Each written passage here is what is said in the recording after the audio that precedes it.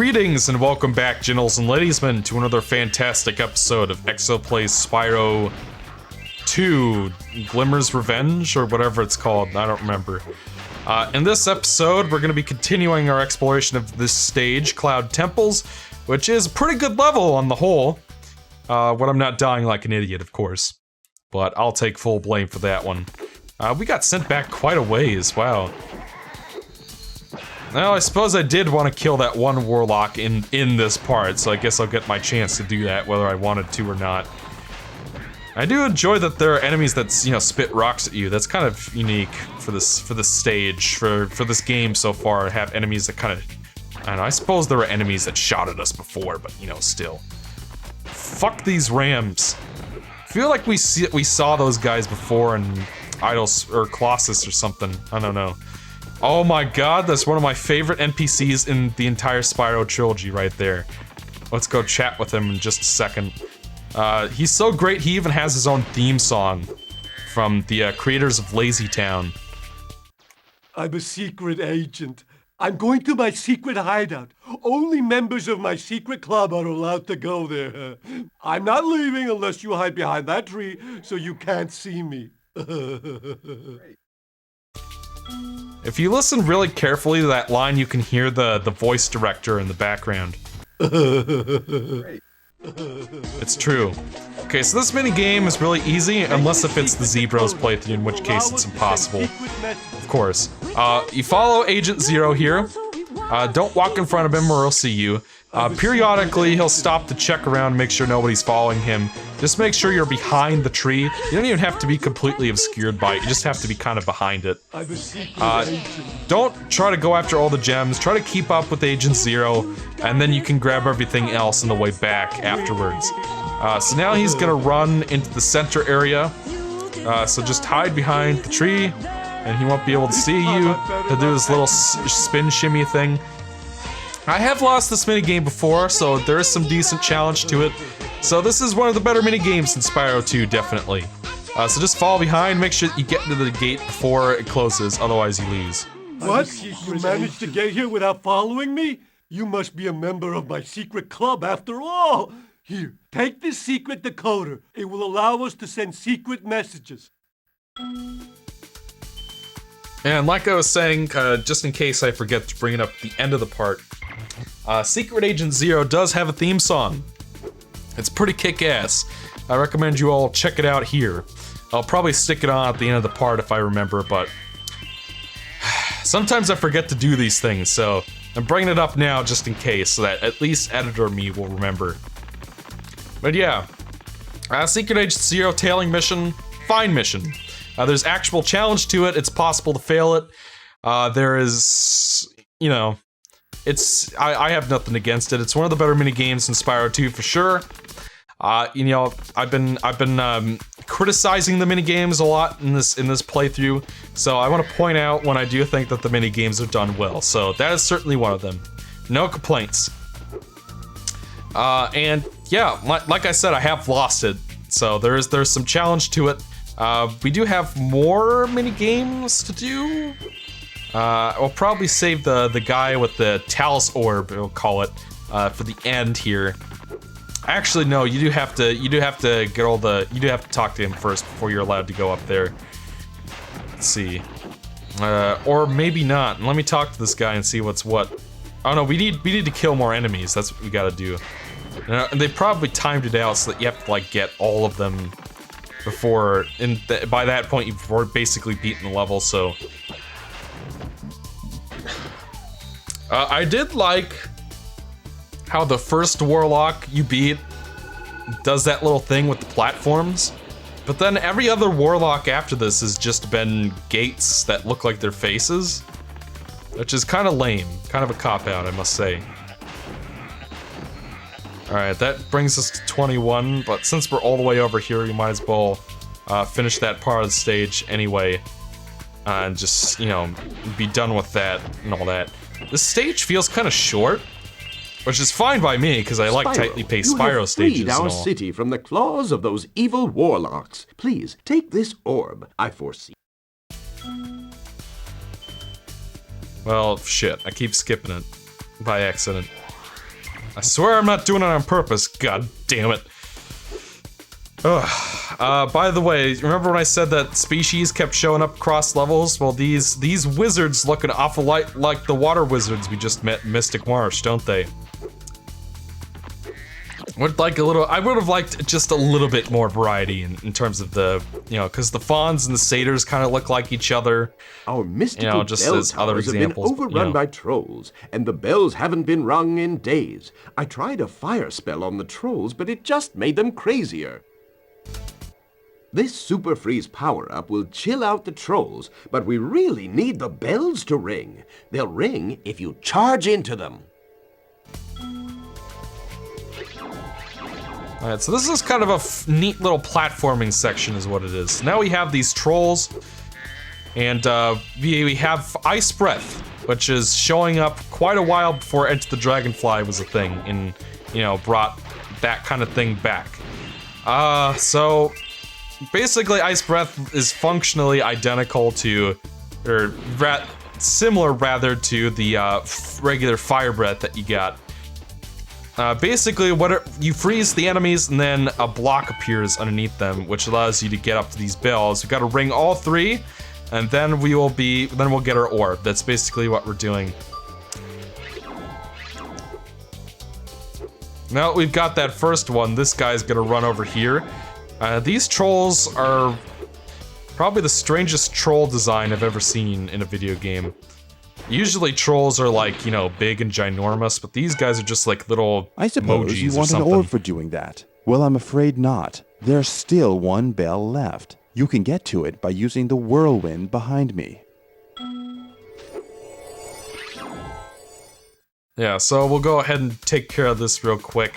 So this is obviously the most involved section involving.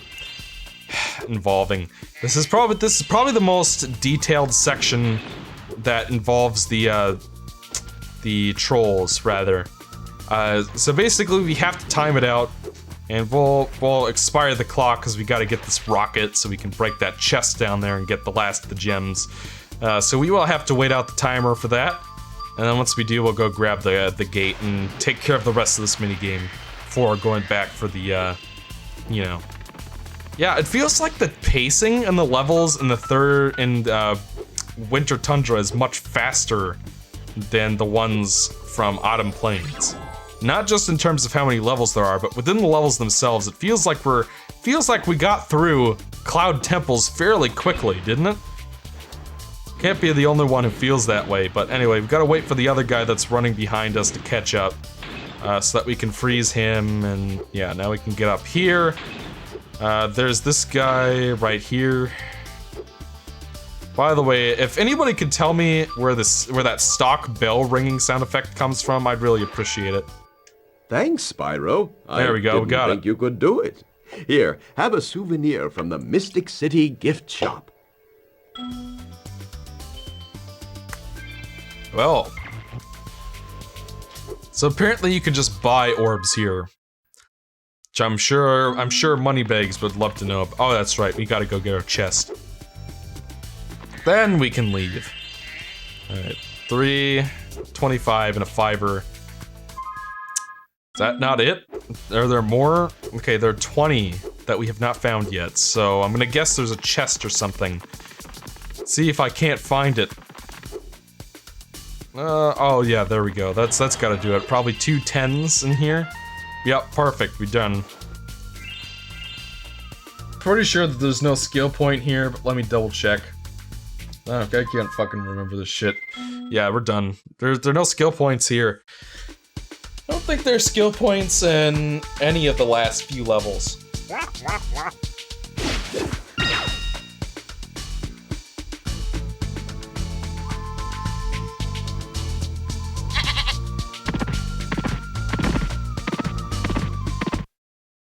Oh. It's probably not what they were going for, but that seemed to be what was, Alright, so that takes care of Cloud Temples. Let me double check our timer here. It's still got half a part left. I'll head on to the next level, and we'll finally I do like the cast of characters in Spyro 2. I do like the overall art design of the game. That has nothing to do with the story. My mind's scatterbrained right now. Here, Robotica Farms, there we go. That's a fun level. It's probably the longest one in this tier, maybe? Not sure. Like, something about the pacing in this last round, last spate of stages feels just right.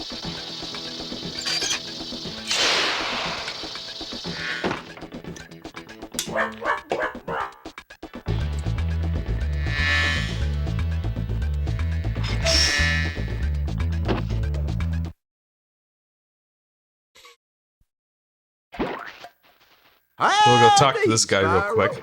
These here pests have infested our farm. Could you find the time to help us get rid of them? Find your way over to the giant bug lamp and turn it on so we can zap any more invading pests. By the way, when we get up to that zapper, I'm pretty sure that there's a robot farmer right next to it, so I don't know why he couldn't just turn it on. It's like in Hurricos, where that one Zap troll didn't want to turn off the machine because he was scared. It's just like, sometimes it just feels like Spyro didn't need to be here to resolve this or that problem. Which is, I don't know, minor, but, you know. So, I originally tried to explain this through live commentary, but it was kind of scatterbrained, and I wasn't really sure how well I was explaining myself. Because it's finally time to talk about the story and my criticisms of it. So I've decided to do this in post-commentary, and this is actually my 4th attempt at trying to do this in post. Because there's so much to cover, and, you know, it looks like the video's long, but there's so much to talk about. And I don't want to extend it past this part. Okay, so Ripto's Rage has some positives to it. And at the end of the day, it is also a platformer, and like with Sonic Adventure 1 and Sonic Adventure 2, I would agree that calling this game a bad game just because of the story and my criticisms of it is not good form. Just want to make that clear. However, like I've been getting at in the previous parts, a holistic assessment of the game's quality demands we discuss the story and evaluate it and how it contributes to the overall experience. Because story and collectathons, and it's like this thing where everybody will always say, whenever I bring this up, that the story in these games doesn't matter anyway. Like when I talk about this game on streams or on Twitter or what have you. Consistently, I get that response. And you know, to an extent that's true, because like I said, gameplay is what matters the most here, and the gameplay in Spyro 2 is solid. But that does not mean that the gameplay is immune from that does not mean that the story is immune from criticism, and it does impact my overall opinion of this title, especially as it compares to the first and third games. And even the fourth game, really. But I'm getting ahead of myself. So, there are positives to speak of. I do like the characters, I do like the world of Avalar, which is why, you know, I've probably said this several times, but it's why I think Gateway to Glimmer or Gateway to Avalar is a perfectly fine title for this game, because so much emphasis is put on the world building of Avalar itself, so I could accept that. But, okay, so I have collectathons. Actually, I find story is more important in these kind of games than you might think, than most people give it credit for, because gameplay-wise, what you're doing is a laundry list of arbitrary tasks that you do for the sake of it. You know, that is, if there weren't a story to speak of. And so the story is actually very important in that it makes these arbitrary, ultimately meaningless tasks feel like they have some kind of meaning. Like, when you rescue your dragon friends in Spyro 1, that has some kind of meaning and impact, and, you know, you want to do it because you want to see Spyro's friends get freed. And, you know, it just so happens that you're accomplishing gameplay goals at the same time. These darn bugs are making a joke of my expensive robot scarecrows. Can you chase them down and flame them, Spyro? And by the way, I'm not going to be talking much about this level, because most of the minigames here are pretty self-explanatory, and I want to make sure I get, you know, explain what I need to explain. This is a really easy minigame, but So, yeah, so I felt, like I've said in the previous part, I felt like Spyro 1 had an effective, and I'm using the word effective here, not entertaining or interesting, had an effective story for a collectathon, where it really, it contextualized and accentuated the gameplay, it made it more satisfying than if the story weren't there. Spyro 2, on the other hand, not only puts a lot more emphasis on its story, like just from the very beginning, all these cutscenes, clearly that was a goal of the game, was to make a more interesting story, more entertaining story compared to the first one. That was something that they wanted you to get out of the experience, and to their credit, if you watch, like, pretty much every review I've ever seen of Spyro 2 will mention the story as a highlight. My fields are safe from those flying vermin, Spyro. Take this doodad I done dug up yesterday.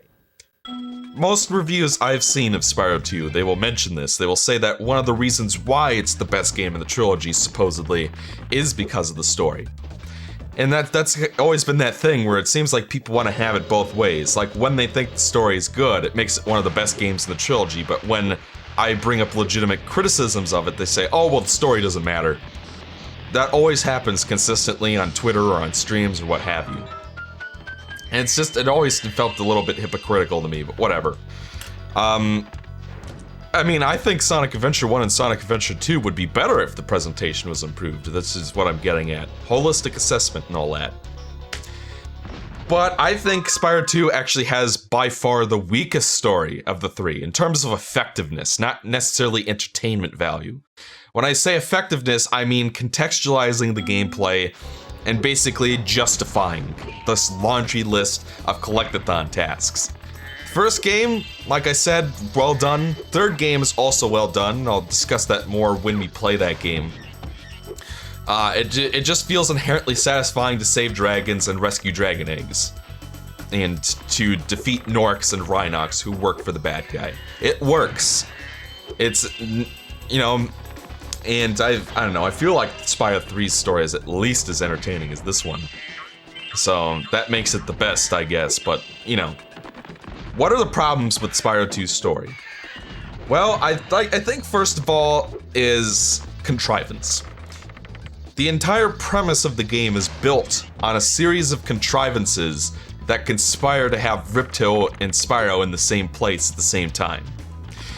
Hunter just so happens to enter coordinates in the super portal that summon Crush, Gulp, and Ripto. For some reason, Allura doesn't just let them walk back through the portal when they were gonna do that and then shut the portal off after that.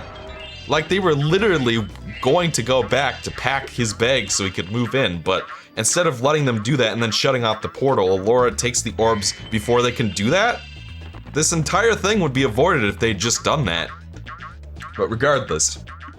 So that's contrived, that just so happens to bring Ripto there, but on its own, it's not too bad.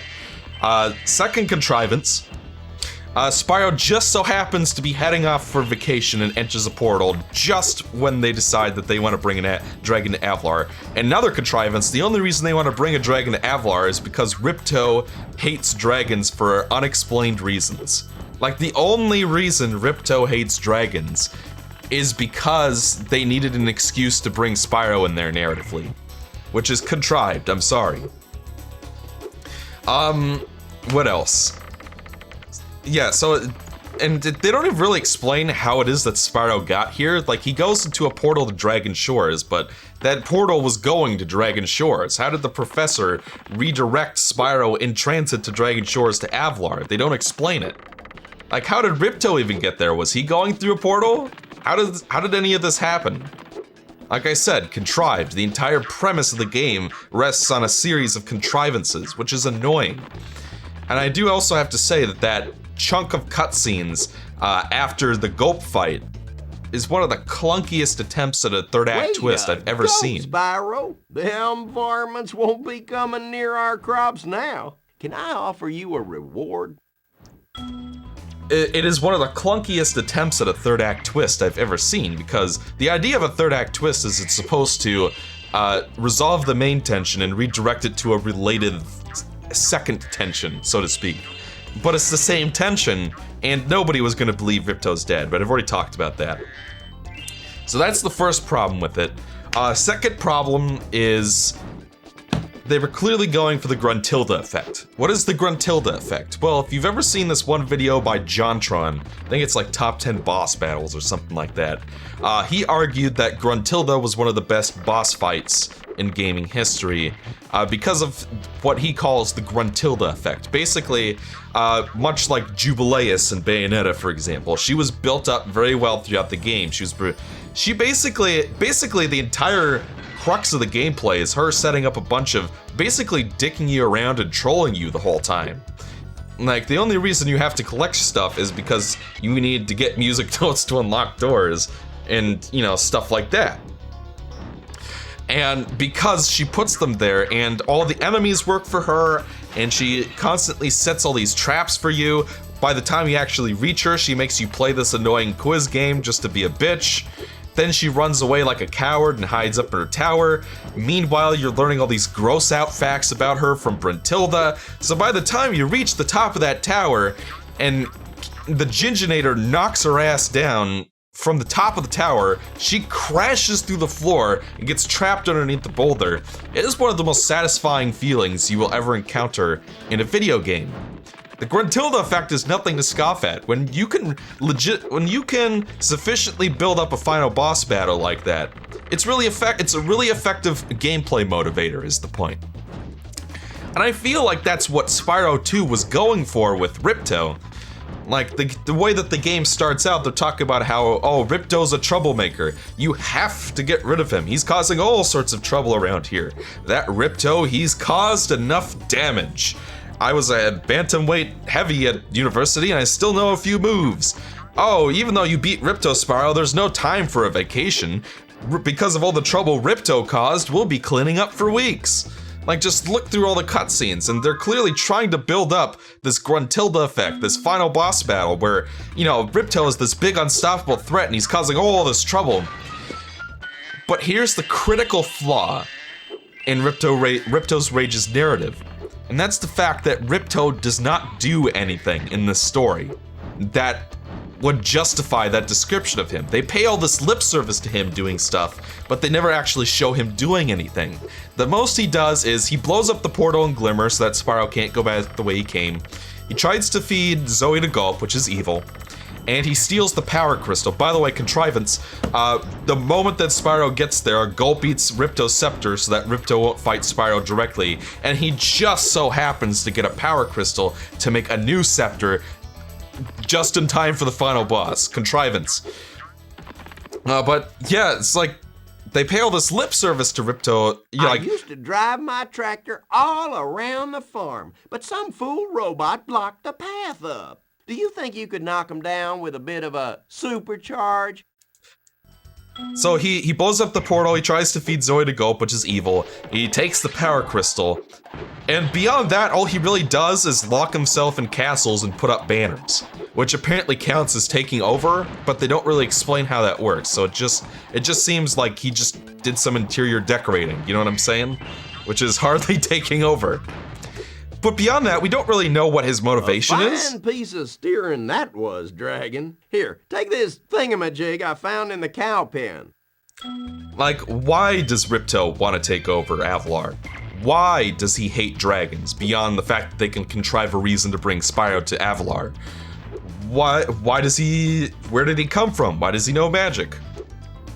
None of this is ever explained. Like, in later games, evidently Ripto is from Rhinox and Clocks, or Chateau Ripto, like in Attack of the Rhinox canon, but it's not explained in this game at all where he's from or what his motivation is. And the simplest thing they could have done to resolve that is just give him a backstory.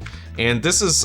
TGX made a pretty good video about this, where he made the perfect backstory for Ripto, that he was born in the Dragon Realms, and the dragons teased him for his small size, and that was what motivated him to practice magic. It's kind of similar to Nasty Nork's backstory, but, you know, still. I'll take it. It would have been perfect. Fine. Then the fact that he hates dragons has some kind of root and isn't just there as an excuse to make the characters look for a dragon. That's all they had to do, just stick it in the manual and be done with it, but evidently that was too much to ask for. But that's not even really the big issue. The big issue is that supposedly, and certainly most of the people I've talked to about this game who like Ripto as a villain have said this, is the fact that he's supposedly responsible for what happens in the level, which the manual even suggests. I'm reading out of the page 7 of the manual right now, I have it in my hand. In the worlds of Avalar, a dinosaur-riding troublemaker named Ripto is making life miserable with his magic spells. Statues are coming to life and attacking their makers. Monsters are messing up electrical systems. Eskimos are being turned into ice cubes, and fish are running out of water. Which are very all clear references to things that happened in the stages of this game. But here's the thing, while it pays lip service to Ripto doing these things in the manual, in the game itself, and this is what I've been leaving all those breadcrumbs for, Ripto is never once mentioned outside the hub worlds at all. Not once.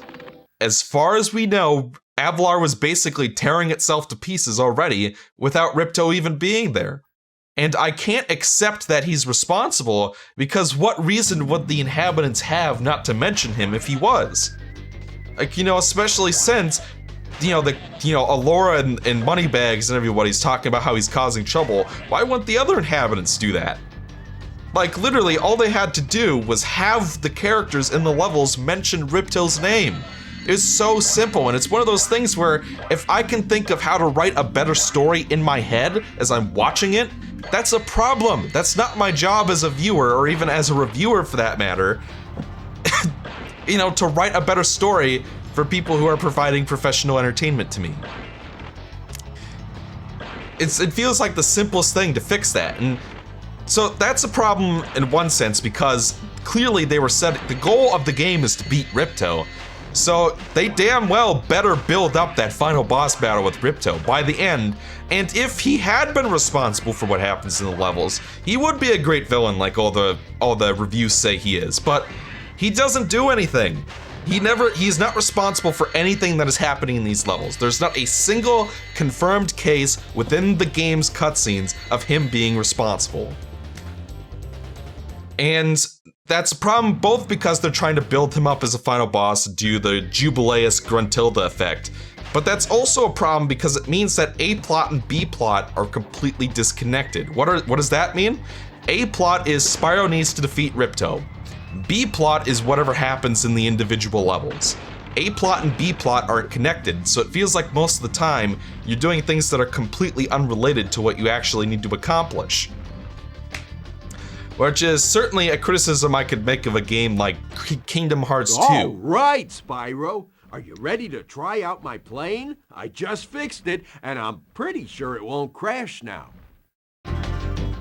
Even better example. Spyro, here's what you've got to do. I've got the plane on remote control, so all you have to do is hit the targets with your machine gun. Press circle to fire the gun, and use the D-pad or analog stick to aim. Even better example is Kingdom Hearts Birth by Sleep, where the Disney worlds feel completely irrelevant to the story for pretty much every character. Like, what does helping Cinderella make a dress? How does Ventus helping Cinderella make a dress, how does that progress the main plot in any way whatsoever? It doesn't. So, in the same way as how does helping Aquaria Towers get the water back further the fight against Ripto? If Ripto was responsible, then you'd be undoing the harm he caused. But instead, those two things are completely disconnected, except insofar as you get a talisman for helping them, which helps you open a door because the game says you need talismans to open the door. And that's where Spyro 2 fails the most, is that basic task of context, which is the point of a story in a collectathon game, or any video game for that matter. The purpose of story in video games is context, and Spyro 2 fails at that basic task. The overarching story does not feed into what you are doing in the levels, except you need to collect MacGuffins to open doors. Hey, you nailed all of the targets. It must be because you had such a good pilot.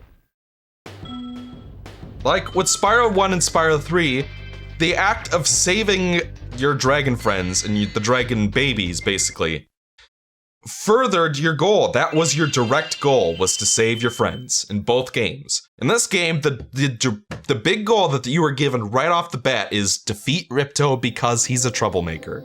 So the fact that most of what you're doing throughout the game has nothing to do with stopping him is a problem. And here's the thing, folks, is that the ingredients to make a satisfying, effective story out of what was already here in the game was there.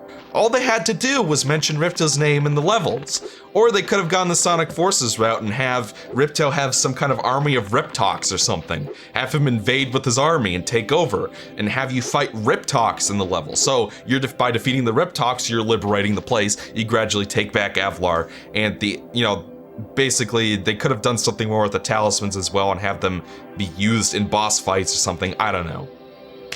Or they could have gone the Spyro 3 route and make it so that Ripto was already the king and he's a tyrant and people don't like him, so you're motivated to get rid of him. They could have done that. And they wouldn't have had to model anything extra. They might have had to rewrite some cutscenes, but still. Very simple steps. And it's like I said, I can think of ways to make this better that don't require that much extra effort, so I can only assume that the story was not properly scripted or unfinished and whatnot. And I'm gonna go a little longer, even though this part's already 30 fucking minutes. Because I have one more thing I want to mention. And I've already done this 4 fucking times, so, you know. Ultimately, I feel like Spyro 2's story is the least effective of the trilogy. And by extension, the weakest. What do I mean by effective? Contextualizing gameplay. The context that they provide for doing the gameplay has nothing to do with, like, A plot and B plot are disconnected and the Gruntilda effect fails because they don't sufficiently build them up. It's built on contrivances, and ultimately and because of the fact that they put more emphasis on it, I find that the flaws in this story are more egregious than the ones in Spyro 1, because Spyro 1 had kind of a la-di-da attitude about the whole thing. This game, clearly they want you to take the story more seriously, and the fact that it does fall on its face makes it more of a problem. But I do have one more thing I want to mention before we send off here. And that's the fact that Ripto is actually a more effective villain in Enter the Dragonfly than he is in this game. Right off the bat, Ripto scatters the dragonflies, which puts the Dragon Kingdom in jeopardy, so he actually does something with his magic that you actually see that conspicuously affects the game, and he invades with his Riptocs who cause trouble. The fact that Enter the Dragonfly does something better than this game is an insult. And I find that it just goes to show that even the incompetent developers of Check 6 created that's the cutscenes in that game are horribly animated, and the presentation is all kinds of terrible, and the voice acting is complete shit, except for Ripto's performance, which is a diamond in the rough. But it succeeds at the most important thing of all, which is contextualizing gameplay.